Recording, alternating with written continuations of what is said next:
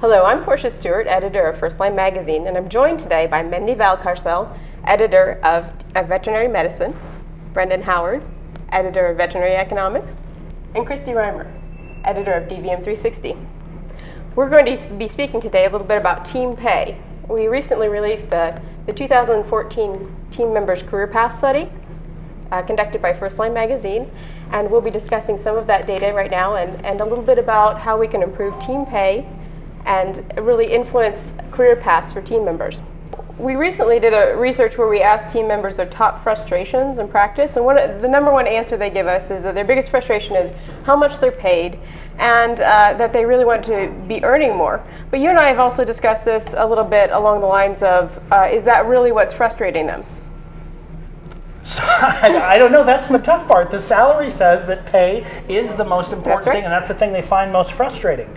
But when you talk to people, when you dig into the situation, there's oftentimes something else that's, when you feel your work is undervalued and you feel what you're doing is not important and you feel bad about your job, then you know what, you get really angry about how much you get paid too.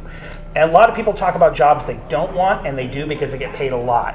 So if a technician loves their job, maybe pay is not the major issue. I mean, I feel like most technicians know that this is not the most lucrative field in medicine, that they could go into human medicine, RNs, and other positions. They're doing this for other reasons other than just that number on their paycheck. That's an excellent point, Brendan.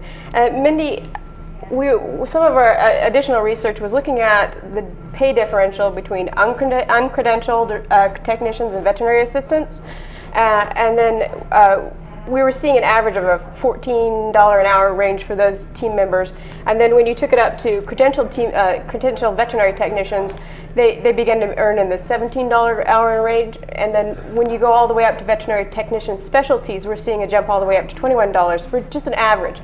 So the information is really bearing out that team members do get paid more based on that credentialing. What do you think the value is for those clinicians when they're in practice to have those experienced team members, and how much value is that credentialing bringing to the medical side of the business? So I think that one thing that is always said is that veterinarians need more time, to do what they are trained to do. And if you can get technicians trained to reliably gather, and of course they're always reliably gathering, but there's a trust factor when you are a specialist that you have really studied this, you can know this. They're almost more of a colleague. They have looked at this. You can trust what they're gathering. Plus, I think there's a trust factor probably for the client as well. If you say, well, I have a behavior technician, it can market your practice. That's a great point, and that's something I think that all practices can do, is just really talk to their clients about the staff that they have and the team leaders that they have and the credentialing and how those people are working in their practice to take care of those pets.